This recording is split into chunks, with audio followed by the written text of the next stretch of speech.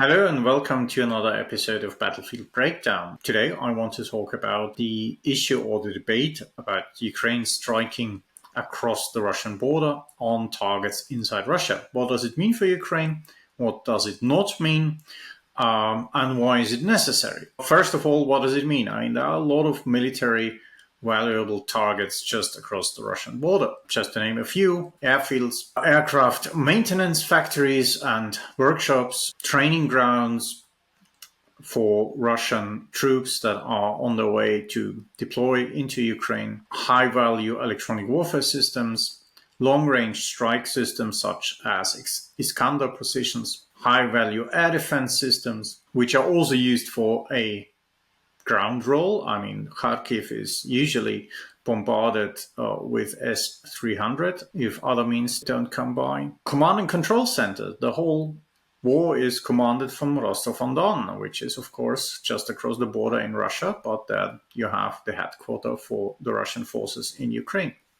There are other smaller headquarters as well. Of course, logistics, fuel depots, ammunition depots, all the kind of material agglomerations of stuff you would need inside Ukraine. And for the time being, Ukraine can't strike at these, at least not with Western supplied weapons. Of course, Ukraine does strike with their own drones. They're particularly using long-range strike drones against industry-related targets, but they're also using smaller drones to strike at tactical targets in the vicinity. Actually, last week there was a drone attack on a Russian airfield, and you can see in the internet a lot of battle damage assessment. They caught at least 3 Russian fighter bombers, and that, of course, is good news. But so why would you want Western weapon systems? Well, there's also another video going around showing a Ukrainian ATACMS strike on a Russian S-400 battery that was deployed to occupied Donetsk Oblast. And there, of course, you can see the area effect such an ATACMS missile has. Basically, it eradicates all systems within roughly a square kilometer that you target. And it wiped out the entire battery, the radar, and the missile launchers that suffered from secondary explosions. So once the shrapnels go into the missiles stored there, the booster motors explode and you see them going up in flames. And of course, imagine now you would strike an airbase with such missiles and you have this area effect on all the aircraft lined up and parked there, or all the helicopters lined up and parked there for maneuvers.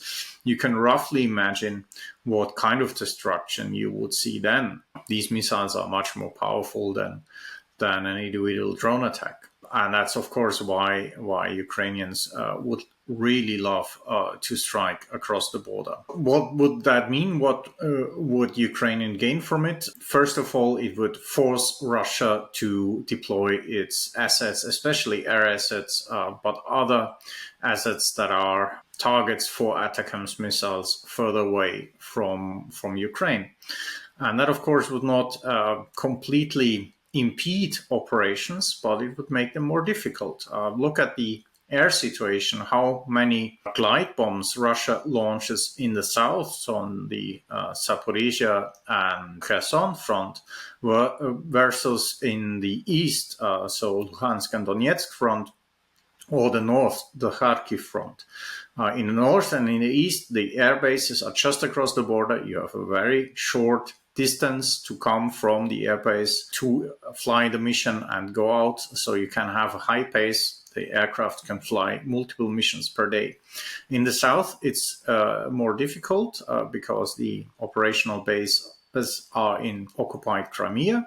Ukraine has struck Russian air bases on occupied Crimea, and this has forced the Russian Air Force to deploy assets further away. Hence, they have to fly in from longer away air bases.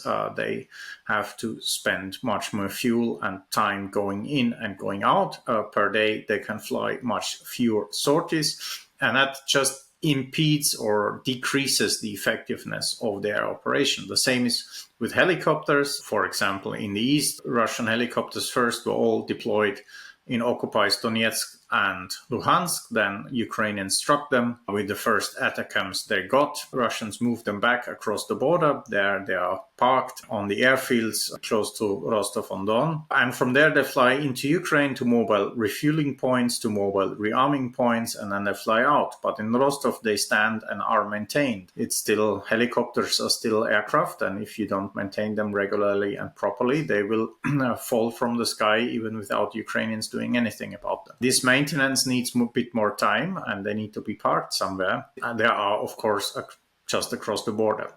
If you would push them away from there, well, then the game of flying in and flying out just to reach your bases for usual maintenance would become longer. And again, it would decrease. It would not completely impede Russian helicopter operations, but it would decrease them. And finally, for all the long-range strike systems, the Iskanders, but even the S-300 that are used to bombard just civilian infrastructure or cities like Kharkiv, you can roughly imagine that if such an S-300 battery would once in a while be treated with an ATACMS and is posted on video, that the inhabitants of Kharkiv will open one or the other beer on the health of the American president, because this is, of course, something that makes their life increasingly difficult, the constant bombardment by this means. And of course, across the border, Russia is using its diversionary attacks to attract Ukrainian reserves across the border, because, of course, they can fire across the border, because they can provide with almost impunity fire support from across the border. Now, what would firing across the border not mean?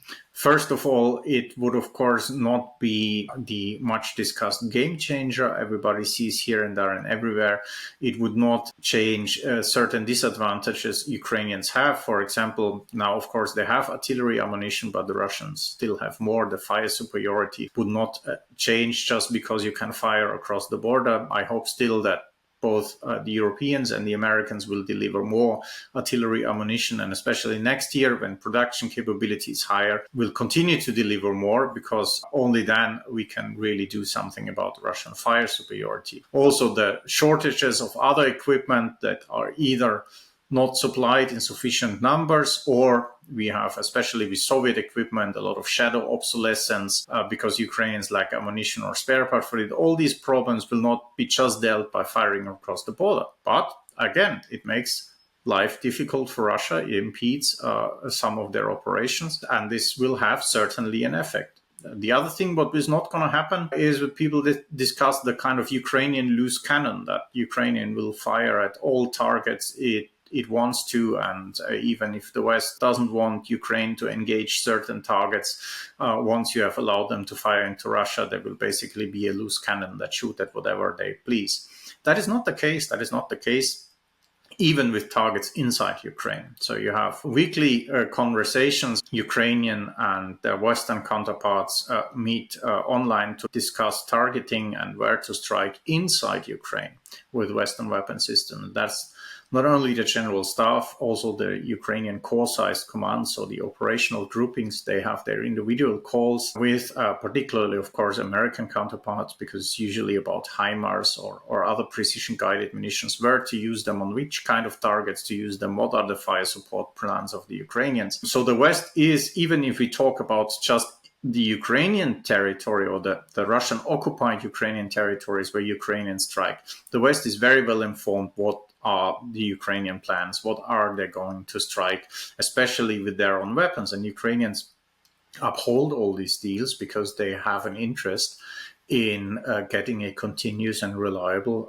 supply from the West. They very much value that. There has been some talk about the risk of escalation. This risk of escalation is manageable, and it is manageable with the means we have in place now, and it would be manageable with the same means and the same ways of communication if they were allowed to strike across the border. For months and years, we also hear always the same story, that if Ukraine gets weapon X, if Ukraine is allowed to do Y, that then Russia will escalate. These statements rest on the presumption that Russia is fighting this war with one hand tied down, which it isn't. For Russia, this is a full-scale war where they have committed their full-scale size of forces. There is not much to escalate with. Russia uses the mainstay of its ground forces. The border to neighboring NATO countries are almost emptied. More than 500,000 soldiers deployed in and around Ukraine just for the war effort. The rest of the armed forces are either other services, so Air Force, Navy, etc., or they are tied down by training and logistics and maintenance inside Russia. But there is nothing to escalate from. The Russian Air Force is not holding back because there is a gentleman's agreement or because somebody told them so. Or the Russian Air Force holds back where Ukraine has air defense assets that pose a significant risk to Russian air operations. They do not hold back when Ukraine runs out of anti-aircraft missiles. We saw that basically this spring. They do not hold back when Ukraine lacks fighters to patrol their front line, which is what we see increasingly at the front. Yes, they're cautious for the aircraft because they cannot replace them. So they probe and try to be safe on that. But that is not something that they hold back for a bigger escalation somewhere else. They have to manage the platforms they have, and they have to manage the defense industry and the supply chains they have. That puts constraints on them, but not politically. If Ukraine strikes across a Russian border, then, Russia will adjust to the war like it has adjusted many times before. They have adjusted to HIMARS. They have adjusted to Ukraine using long-range strike systems by redeploying the Black Sea Fleet. They have adjusted in some parts with the helicopter fleet to at least the HIMARS threat, and they will adjust to the ATACMS threat.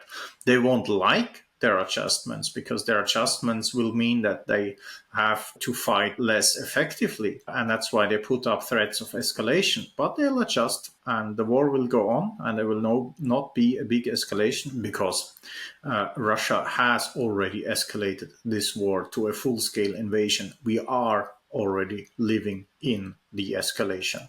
There's nothing to be escalated from here.